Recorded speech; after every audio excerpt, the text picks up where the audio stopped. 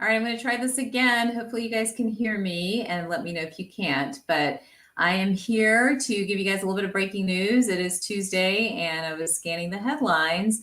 I don't know if you guys have already heard the news or seen the news, but the J&J vaccine has been paused. So here are the reasons why. After about 6 million doses of the vaccine have been administered, they've had 6 cases of blood clots, many of them brain clots, one of which has resulted in death. So because of that, the FDA has paused completely the administration of the J&J vaccine. They are mobilizing some of the other vaccinations, including the Pfizer and the Moderna vaccine, which many of you may have experienced before.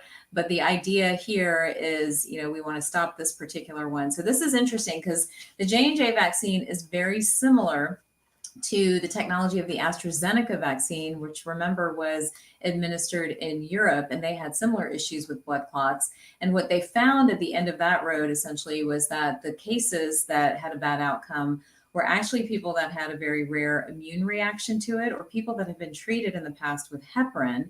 Heparin, remember, is a blood thinner. And for some reason, folks that have been treated with heparin actually had a worse reaction to the AstraZeneca vaccine. So there is some speculation at the moment that is that also true of the J&J vaccine, because the vaccines are both similar in technology. They're double-stranded DNA vaccines. They use adenovirus, which is a human virus that wraps the original virus or the COVID spike into a protein so that it then enters the cell and then signals the immune system to start fighting and taking over, really creating kind of a strong response. So the concern there is there something with that technology in particular, or is it just a certain subset of patients that are more at risk? Obviously, we all want the answers to that.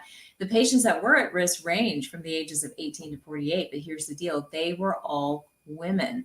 And I find that interesting. So what is it? Is there a connection, between, they're all women kind of childbearing age. So, interesting information coming out there as well, that women in particular seem to be vulnerable to this vaccine.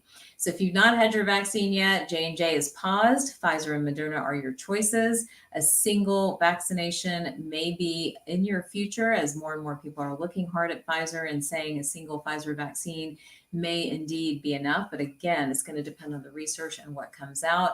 But for now, J&J is off the table and not an option. Now, the interesting thing too is a lot of these side effects are happening not immediately. They're happening about 3 weeks after administration of the vaccine.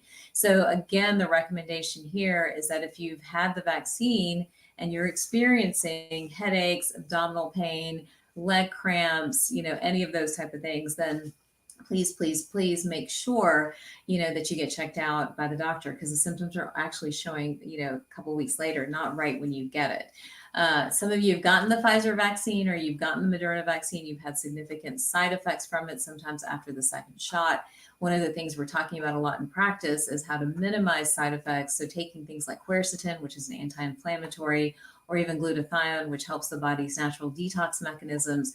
Those are some of the ways that you can minimize the side effects of the vaccine. So hopefully this is good and helpful information, but I wanted you guys to all be aware that that particular vaccine has been paused, has had 6 cases of brain clots. Again, perspective is almost 6 million doses have been administered, but the common denominator is women between the ages of 18 and 48. And if you have symptoms 3 weeks or so, 2 to 3 weeks after administration of the vaccination, please get checked out. That's the timing of when a lot of this was seen. All right. Hopefully this is helpful information on a Tuesday. I will talk to you guys soon. We'll probably jump back on tonight and look at some of the other headlines and see if there's any other breaking news or studies or anything else in response to this. Take care. Have a good rest of your day.